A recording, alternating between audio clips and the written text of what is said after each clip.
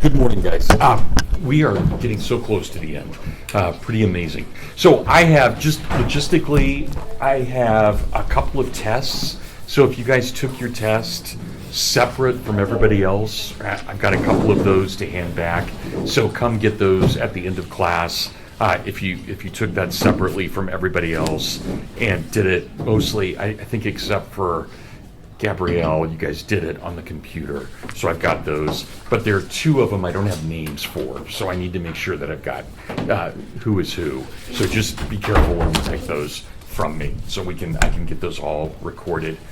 Okay, so that's it logistically, except I would also like you guys, let's do the readings for Wednesday. I would like you guys to do a couple of readings for Wednesday. In particular, the most important one I want you to do is The Problem of Tradition by Russell Kirk. So give that quite a bit of time.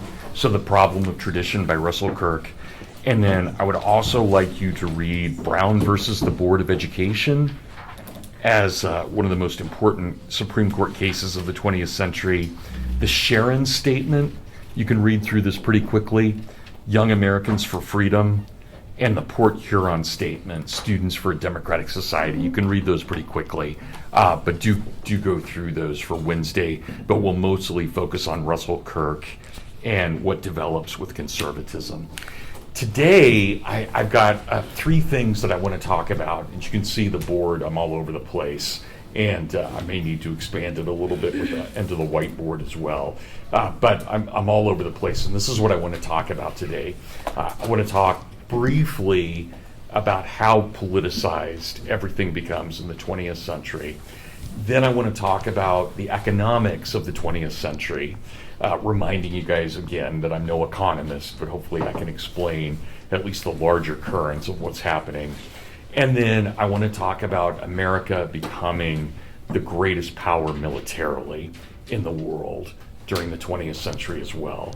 So those three things, the politicization of all things, the economy and what changes with a politicized economy, and then what also changes with a military that just grows exponentially in the 20th century. So we'll get to all of that. Okay, so what I want to do to start with is I just want to go to the very beginning of Franklin Roosevelt's speech that we have from 1932, from September of 1932, his Commonwealth Club address, which starts on page 717 of your reader. And just look at it for a moment. It's hard to say anything good about Roosevelt. He is a deeply, deeply arrogant man. In every way. He's a deeply bigoted man. He especially hated Jews, and really was no friend of blacks either, and obviously put thousands of Japanese Americans into prison for no other crime than their skin color. So this is not a good man at all. And yet he ends up being president, elected over 4 terms. And so he matters, whether we like him or not. And I do think he's, for me, he's the main bad guy of American history, along with Woodrow Wilson.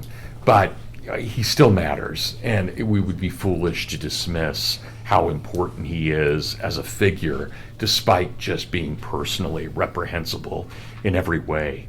But look at what he says there right at the beginning of his Commonwealth Club address, because I think he captures the zeitgeist of the time. He really captures the zeitgeist of the entire 20th century. He says, I want to speak not of politics, but of government. I want to speak of parties, not of parties, but of universal principles. They are not political except in the larger sense in which a great American once expressed a definition of politics, that nothing in all of human life is foreign to the science of politics. And he's really thrown down the gauntlet there at that point. And we cannot be shocked when the New Deal comes in and over the next dozen plus years just politicizes everything under the sun. He's already captured that zeitgeist. And that's something that we Americans, I think, have really, really accepted to our detriment that the political sphere has the right to interfere in every other sphere in life. I mean, just think back to the founding, think back to the Declaration of Independence. It is such a restriction on government, so much so that we have not just a right, but a duty to overthrow our government when it becomes oppressive. Or think about the US Constitution, just a whole series of rules restricting anything that the government can do. Right? It is not to be massively powerful, but very small and Republican. Or think about the Northwest Ordinance, especially Article 2 of the Northwest Ordinance, where every private contract, whether it's for marriage or church or business or school, is completely sacrosanct and can never be interfered with by politics unless fraud has been detected. I mean, essentially, every single thing the founding did was to restrict what the political sphere was allowed to do.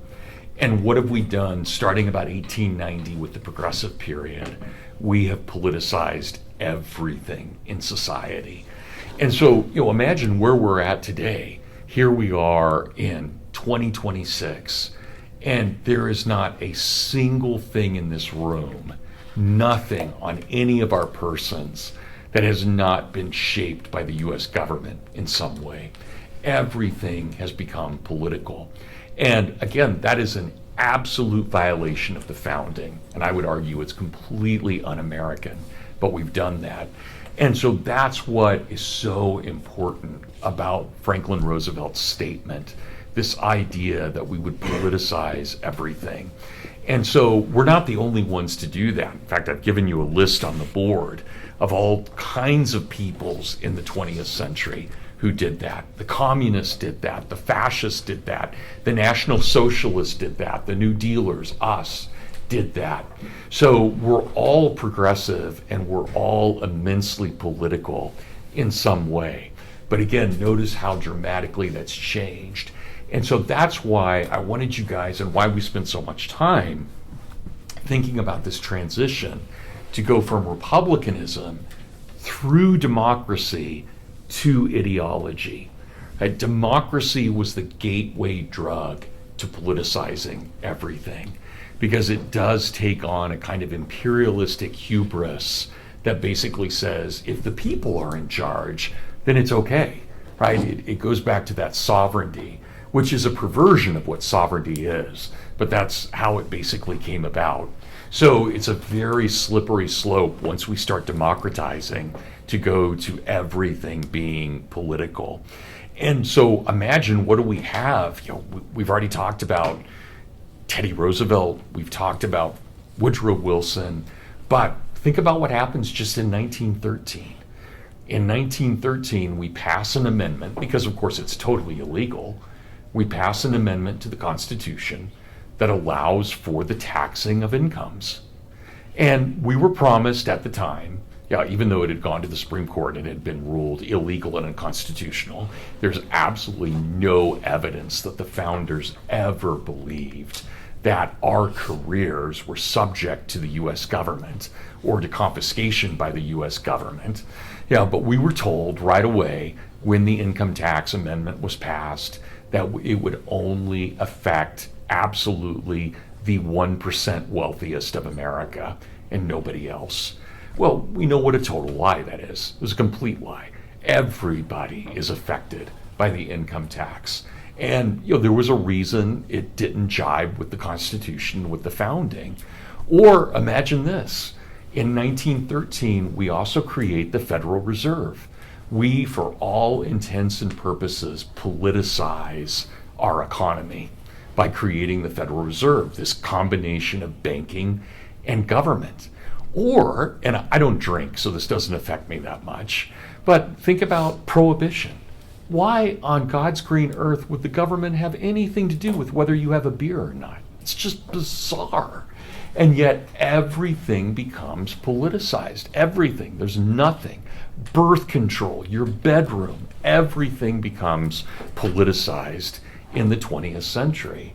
And those are just absurdities, but we're still living with them, very much so in 2026.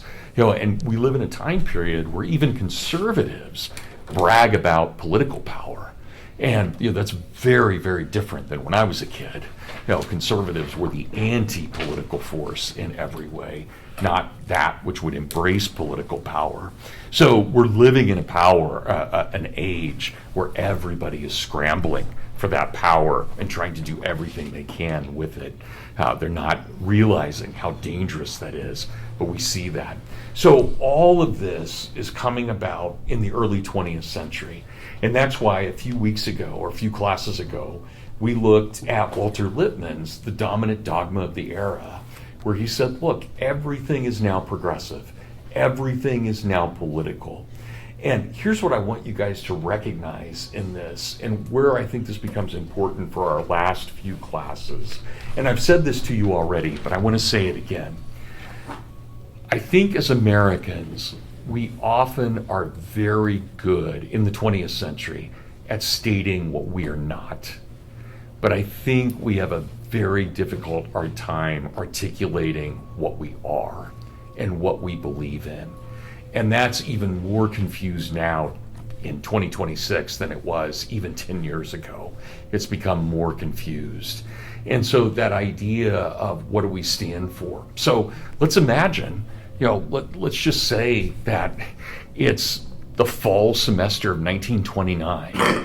And, I could look out at this classroom in Hillsdale, and in terms of the ethnic makeup and the gender balance in this class, it'd be about the same as what it was in 1929. I would be looking at a similar set of faces right now. But, let's imagine, what would we be thinking about? We would be saying, okay, what is America? We believe in the Western tradition. But the 1920s had started eroding a lot of that, really eroding that thing. And so by, say, September of 1929, what could we say about America? We could say very clearly that we're a capitalist society, that we believe in the market. And then a few weeks later, the whole market collapses. Right? We go into the Great Depression. And so what do you believe in then? Right? As Business Week, one of the main business magazines at the time, had on its cover, do you still believe in laissez-fairies? Right? Instead of laissez-faire, do you believe in lazy fairies? Right? It's as if the free market was a joke. And so almost everything you believe in has been shattered by 1929.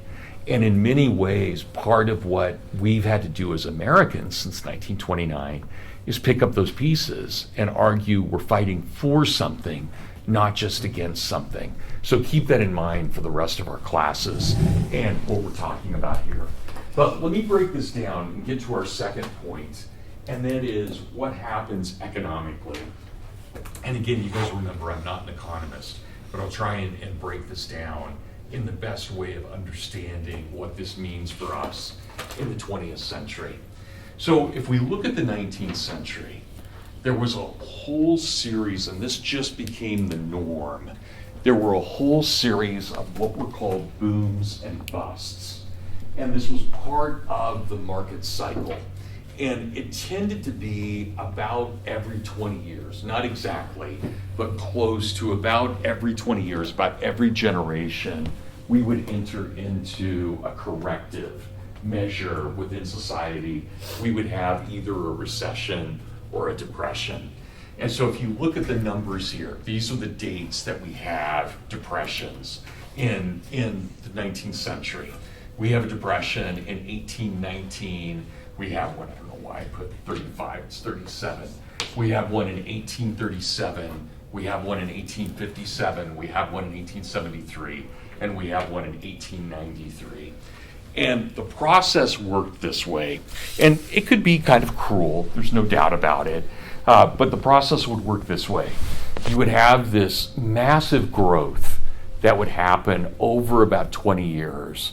And then at the end of that period, you would have a collapse. There would be a run on banks. There would be a way of trying to figure out what money meant versus society. All of this would happen. You would have an adjustment. And typically, all of those recessions or depressions would last either a couple of months, rarely more than 3 years. So the 1893 depression was pretty deep. It lasted 3 years. But in general, you get out of it relatively quickly. And this had a very positive effect.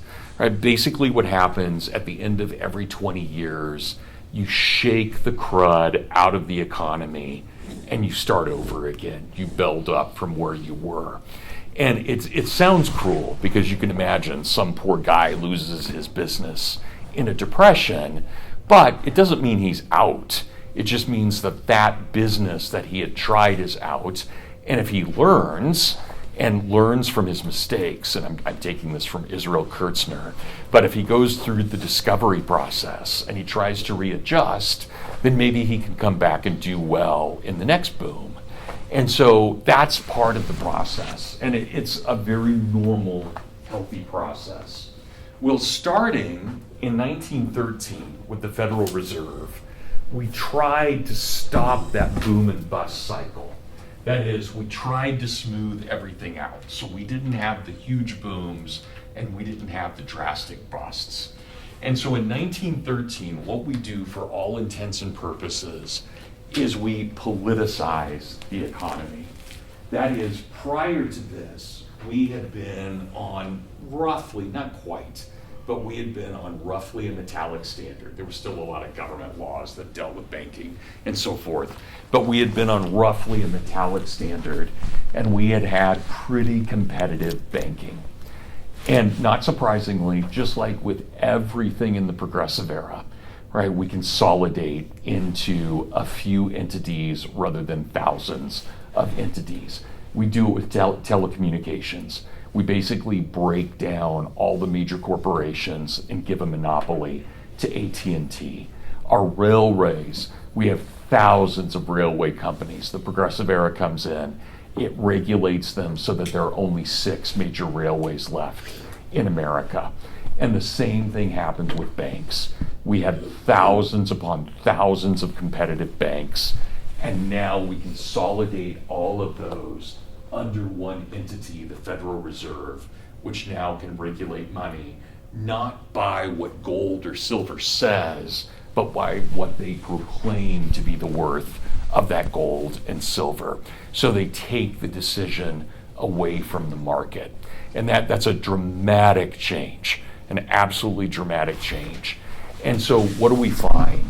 Not surprisingly, and we're still not exactly sure what happens, but we find that we start entering into an inflationary period in the 19-teens and especially in the 1920s. And there is a boom.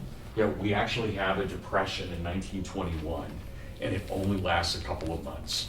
Warren G. Harding says, there's absolutely nothing the government's going to do. We're not going to help it. We're not going to hinder it. It's not the job of government to mess with the economy. We get out of it in a matter of months. Right? And that was the norm. That was a very 19th century thing of him to do. But then the stock market crashes in October of 1929. Massive, massive crash. And at that point, we have a very different man as president. We no longer have Harding. We no longer have Coolidge. We've got a very activist Republican by the name of Herbert Hoover.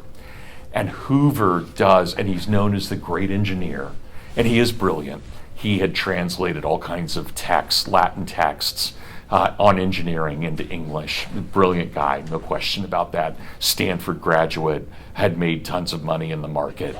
Very interesting, good man. Didn't have an anti-Jewish bone in his body, didn't have an anti-black bone in his body. Very good man morally. But he decides that the moment that the Depression hits, he will use every power of the federal government to stop it, to manipulate it. And it just fails miserably. And then his successor, Franklin Roosevelt, takes the same programs and exaggerates them under the New Deal.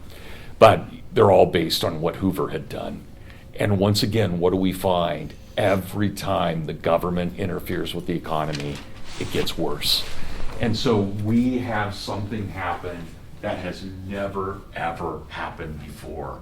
And please God, may it never, ever happen again. we go into a 17-year depression.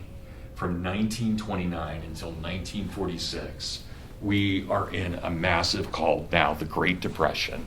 We're in this, and no matter what the government does, it just makes it worse. And economists don't put it this way, but historians do. And so I'm using an economic term, or a historian's term rather than an economic. But in 1937, the economy was so bad that we actually entered into what historians call a depression within a depression. That is, the depression became so bad that we sunk even lower than we had been before at that point. And so we have just nothing working here at all. And everything just makes it worse. And so that's what we have to think about and understand. Once we've politicized the economy, there's no escape. It's basically creating a monopoly, and there's no way to get out of it. So we have that problem for 17 years. But I want you guys to recognize, and I'll tell you a couple of stories about this. I mean, this is very severe. Don't ever laugh off the depression. And I don't have the numbers right in front of me. I could have looked this up earlier. But by, say, 1933, I may have this wrong, so if you guys, I won't count it wrong on your test if you say it this way, but I don't remember the exact numbers. But I'm pretty sure that by 1933, it's something like 26% of the American people, 26%, almost a third, women, men, and children cannot feed themselves. They have no access to food. And so this is why, very importantly, and I'm as libertarian as they come, but if you've got masses of people starving on the streets, it's pretty imperative that the government help and do something. And so, but what we find is all of those measures to help helped immediately, but then exacerbated the problem in the long run.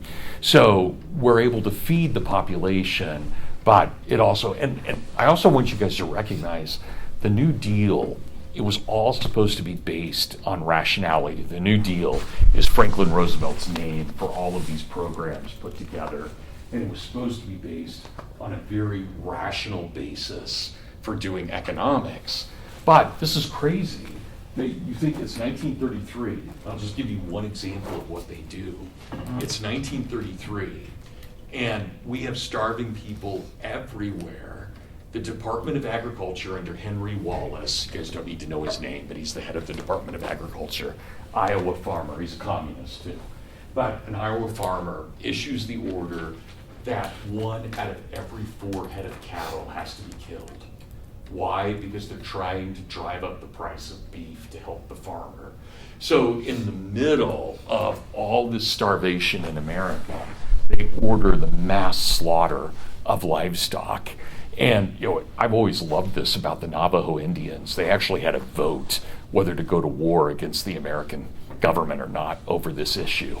They voted not to, but they came very close to declaring war on the U.S. government. So these are things that are just utterly backward. And what's going on?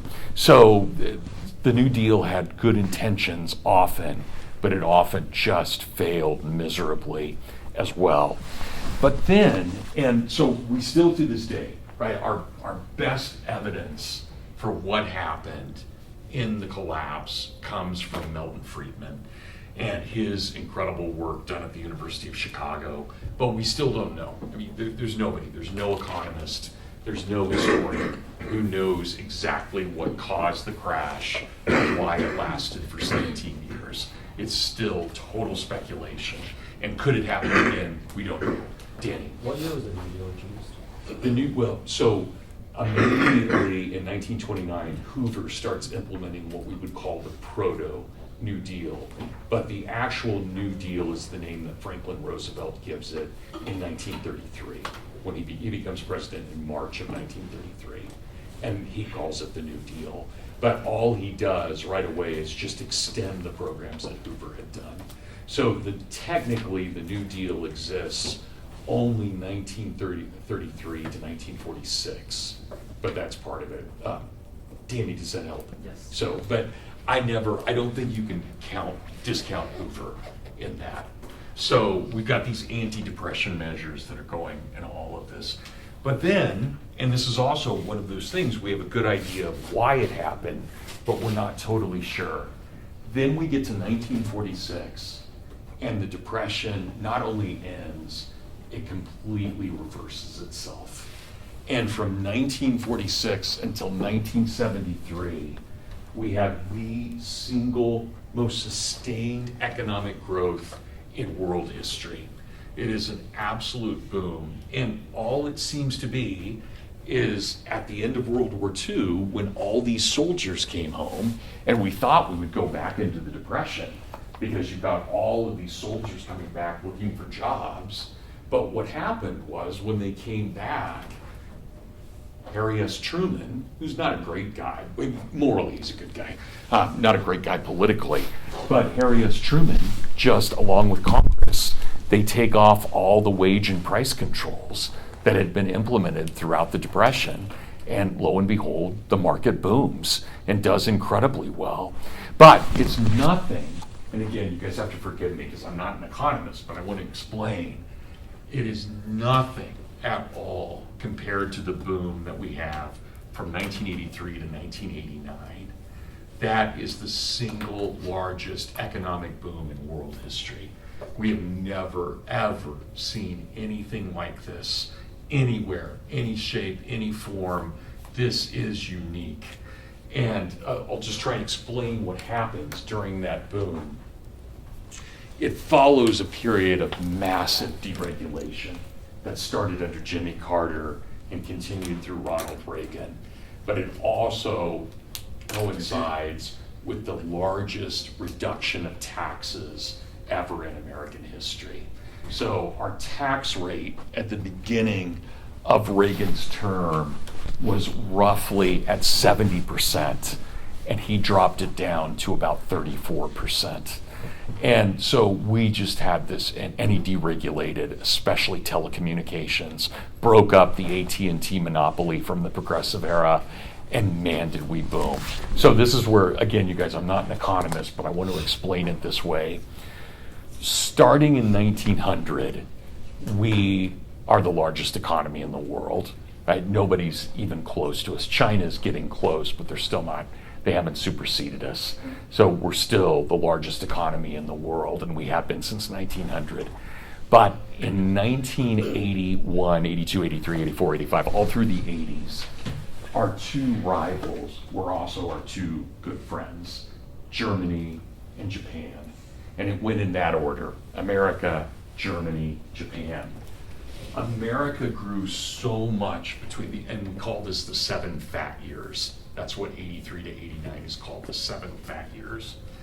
We grew so much in this time period, in these 7 years, that we not only grew normally like we would, but our growth, just the growth. So you take what we added to the US economy, it was the equivalent of Germany's entire economy. So what we added in the 1980s, we took our second most powerful ally and rival, and we created their own system for them within the United States. And most of this, and it's crazy now because this is such a backward state, but most of this came out of California. California was the 6th largest economy in the world in the 1980s, mostly driven by Silicon Valley. Just unbelievable. Steve Jobs, these are incredible, incredible entrepreneurs like we've never seen before. So we, as Americans, we live off that capital until 2008. And 2008, the great readjustment, the great financial collapse, that's what we've been dealing with ever since. But we basically, those 7 years provided enough impetus for us to keep going until 2008. So I just want you guys to keep that in mind. So in America, despite what's going on with the Fed, we have had radical depression, we've had radical booms as well. So the Fed has not been able to limit those things either way. They haven't stopped depression and they haven't stopped the booms either. But just keep that all in mind. Okay, you guys have any questions about that? Yeah, Nathan. How does Germany, Japan keep bounces back? Because like Germany did the same thing after World War I, and they did it again after World War II. Yeah. How did they Yeah. they had so much economic Part of it's culture. Yeah, if you look at the German people, they've always been industrious. The Japanese people have always been industrious. It's a part of the culture. Work matters. I mean, to the point of absurdity in Japan, work matters. And there's just a real excellence in what they do. German quality is fantastic. It's not as good as it used to be, but it is still very good. German quality, excellence of engineering. You think about something like Mercedes, or you think about Audi. These are beautiful, beautiful cars in what they're doing, and they're much better than, say, the British equivalents, or the Italian equivalents. They're much better. And the same thing with the Japanese. And you go back, you look historically. The oldest surviving corporation in the world is a Japanese corporation. It dates back to the 700s, and it's been in existence. It's survived everything. And you can do that in Germany too. You can go back and find corporations that have been there, especially beer makers have been there since about 900. And sometimes they're still in the same building. They built around it, but they're still, it's amazing to think about that continuity. So they've just been incredible about that. And the economists in the room may disagree with me on some of this, but I think number one, the most important thing for the people to have a good economy is to be free. But I also think number two, culture really matters. And there's certain cultures that have embraced excellence more than other cultures. And so I think that matters. So you get a combination of someone like the Germans, who not only are free, but also have a tradition of excellence. They're going to go hog wild. They're going to be great. So, Nathan, does that help? Yes. Okay, good. But you guys, you're getting my opinion. I'm no expert on this stuff, so you're just getting my opinion. But for what it's worth. Gabrielle. So 46 to 73 was most amount of sustained, like steady growth? It was the longest sustained economic boom. Okay, and then in terms of it not breaking apart. It broke apart in 73 because of the oil crisis. Okay. And then we entered, the 70s were horrible. We entered into what was called stagflation in the 70s. And we had double-digit unemployment and double-digit inflation in the 70s. So it was really, really bad. Yeah. And that's Reagan put a halt to all of that. I mean, that's what he did. It's like, Yeah. that's his legacy to end that. So, yeah, pretty amazing. Peter? On the board, you have like deflation and then inflation. When you say deflation, do you mean like through those periods there was like lowering of prices? Yeah, so in the 19th century, the general trend is deflation. That is, prices lower and lower and lower, and money becomes more and more valuable. That's the general trend. It's not always that way. How is that possible? Is it just because it's backed by gold? Yeah, it's mostly because it's backed by gold, but it's also when you've got a thriving economy. So imagine if you're on a gold standard. So let's just say just for the sake of a crazy argument, let's say there's 1,000 tons of gold in the world, and we have it. It's right here, right? And that has to be based on the economy. Well, if the economy keeps growing and growing, the worth of that gold, which represents the economy, also increases in price. That's why, if we're in a growing economy with a stable monetary system, if I earn something today on Monday, next Monday, if I've invested it, it's worth more. Whereas that's not the case today. Right now, if I earn whatever, let's say I earn $3 today, I earn more than that, but let's say that I earn $3, it's only worth $2.97 next Monday because of inflation. So that we're in a very different situation. And again, it's not always exact, but inflation has to do not necessarily with deflation generally has to do with the lowering of prices. Inflation has to do with the rising of prices, but just because prices go up doesn't mean it's inflationary. Inflation has to do with how much money you're pumping into the economy.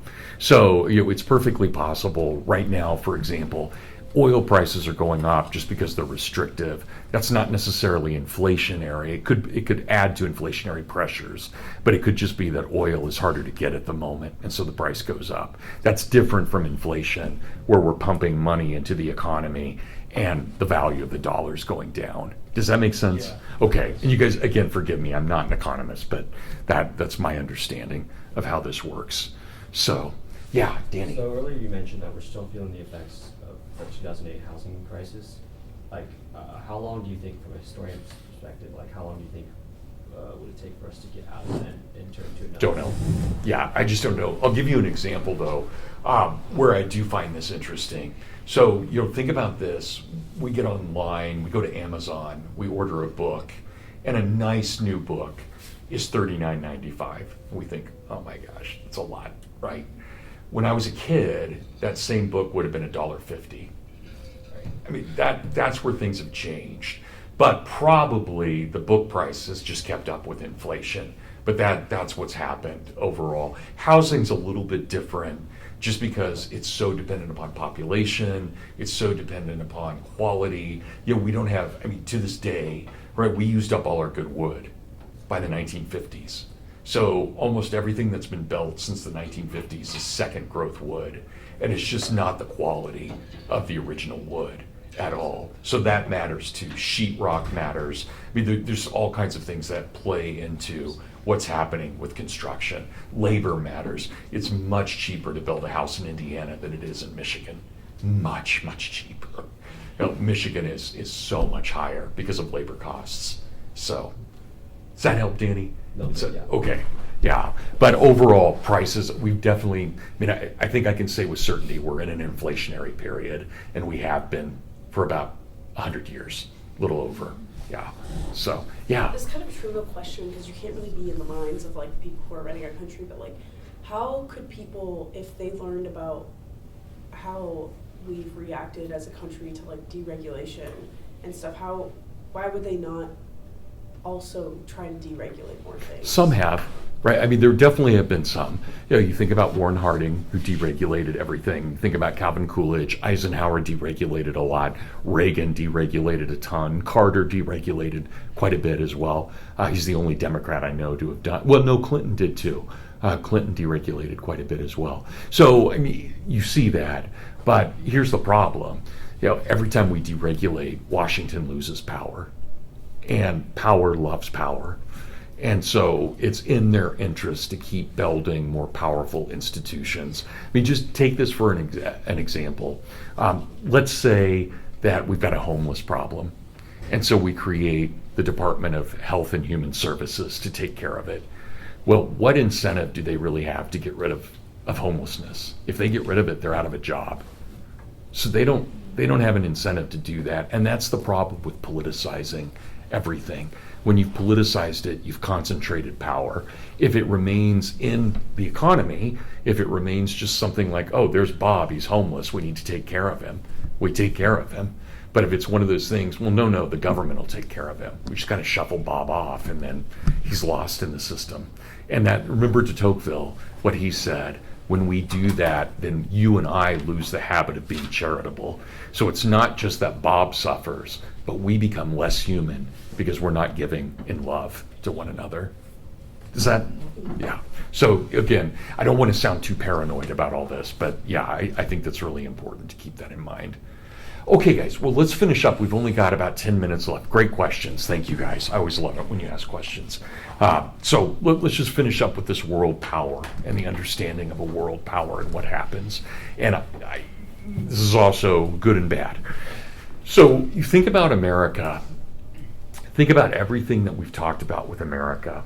It was very clear that from the beginning, we were meant to be a relatively isolationist power. We did not see ourselves in the founding as projecting our power outward.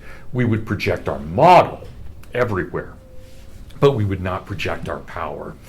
And this all fundamentally changes with World War II. And again, the good and the bad, and I'll tell you guys a couple of stories about how this works.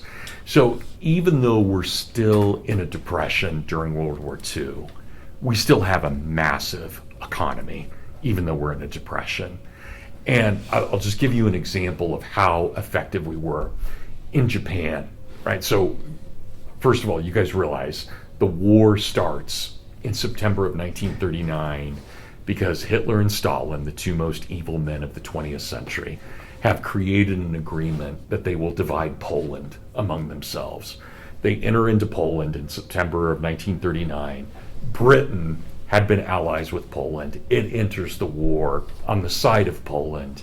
And then we enter the war 2 years later in December of 1941 after the Japanese launch a sneak attack on us. But we had already, for all intents and purposes, we had been in the war because we had been supplying both the Russians and the British with most of what they needed to fight. So we were already providing them with everything. So we weren't fighting, but we were very much involved in what was going on. So let me give you two examples of how powerful we were, and far more than Britain, even though Britain's the greatest empire the world had seen up to that point. And I love these stories. But in Japan, we fought by what was called island hopping. And so what that would mean, and there's a whole series of islands in the Pacific, and the Japanese had taken them over. And so we would go to one island and secure it. And then we would hop over the next island and let the Japanese keep it, but we would keep moving. And once we had two islands with a Japanese one in between, then we could squeeze them out, and it was easier to conquer them because we were on both sides of them. And so we're doing this island hopping.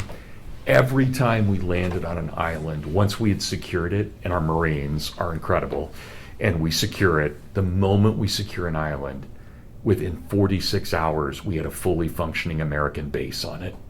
You had a runway, you had a tower, everything you needed to launch an invasion of the next island. 46 hours. Do you guys realize how improbable that is? It's amazing. When the Japanese would land on an island, it took them about 5 weeks to build a base. We could do it in 2 days. That's just incredible that we could do that. Or another story, and one of my favorite guys in my hometown, he's long since passed away, but he used to come to our German class, and he was a mailman in town. Old German soldier, not a Nazi, but had been a German soldier in World War II, and was right on the Russian, on the front in Moscow in the winter. Right, so Nazis had attacked Moscow in the winter, and they get stuck there, and you just can't do that.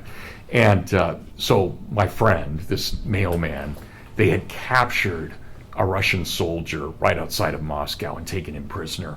And when they went through his backpack, they found a whole number of canned goods, mostly green beans, that had all come from Wisconsin. Now, can you imagine that? You're on the German front of Moscow in the middle of winter, and the Russian soldiers are totally supplied with food from Wisconsin. It's incredible. And so we call this, and a term I want you guys to know, we call this the arsenal of democracy. That is, America economically provided for the Allied forces. Just unbelievable what we were capable of doing. We could build entire battleships within a week. Just stunning. They weren't always the best battleships, but they did the job. And so what happens, of course, we end World War II, and we're the greatest power, even more than Britain. And Britain gives up her power to win the war. We have to give her credit for that. She gives up her empire to win the war. But we take that over, and we become, what do? We think about the trajectory of what we've done up to this point. We have been this little republic hugging the Atlantic coastline in 1801. By 1946, we are the most predominant power in the world, and we have bases all across the globe. So in 150 years, less than that, 140 years, we have become the greatest power the world had ever seen, already economically, but now militarily. And that, you just, how do you account for that? I mean, it's unbelievable that we were able to do that. Okay, here's the downside. And I think this should be obvious for all of us, but we have to recognize this as well.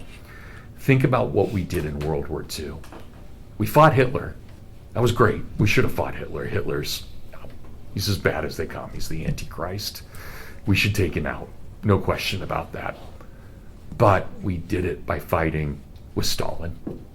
And Stalin is every bit as bad as Hitler. Every bit as bad. He's killed as many people. He hates Jews as much as Hitler does. He has been an imperialist. He has oppressed his people. We fight with the devil to conquer a devil. And I hope you guys realize, think about Socrates all the way back to your first lessons of Western heritage. The moment you do evil, even in the name of good, you've tainted the good. And so no matter how good we were in taking out Hitler, and we were good, we were evil in allying with Stalin.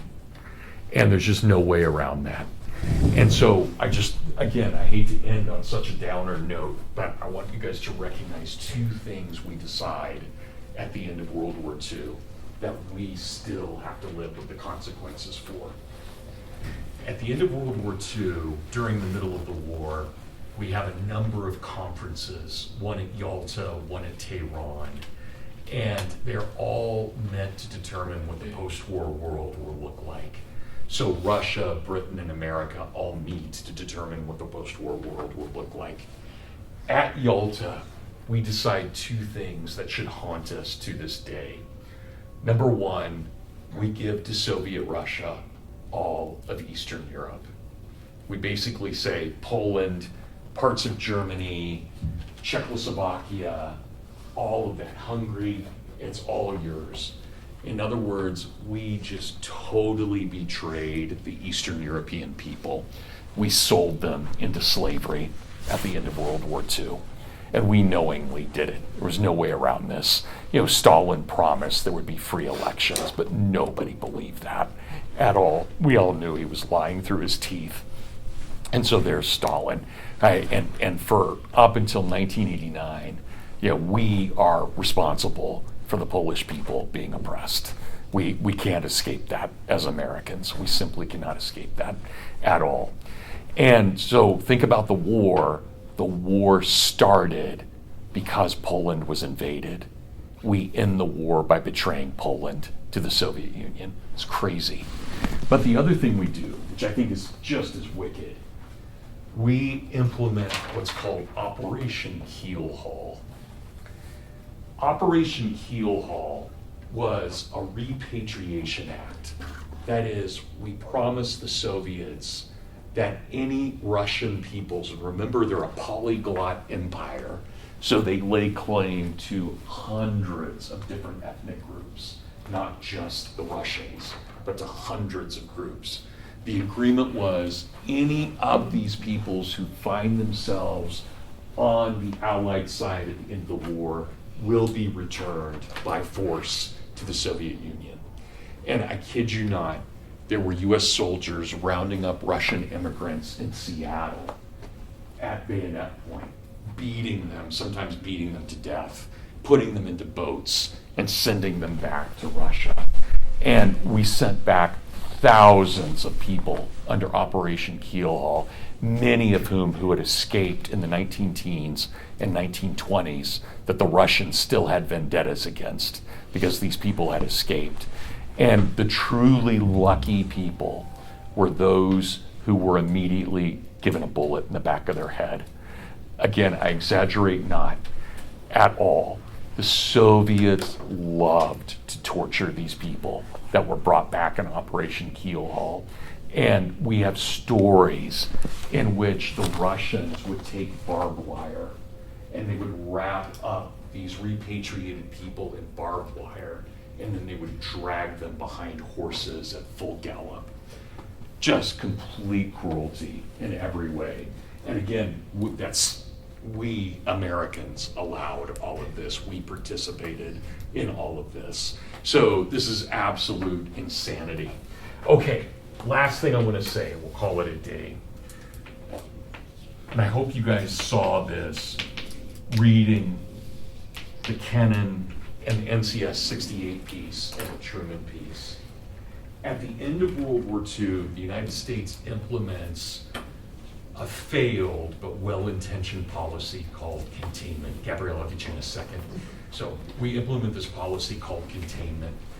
And what containment says is that where the Soviets are in 1946 is where they will always be. We never, ever are able to implement that. The Soviets advance in Korea, in China, in Vietnam, in Mozambique, in Angola, in Nicaragua, in El Salvador, in Cuba. They just expand everywhere. But that is our policy. Our official policy is the Soviet Union cannot expand after 1946. That is our policy until May 17th, 1981. We totally, beautifully take that policy down on May 17th, 1981.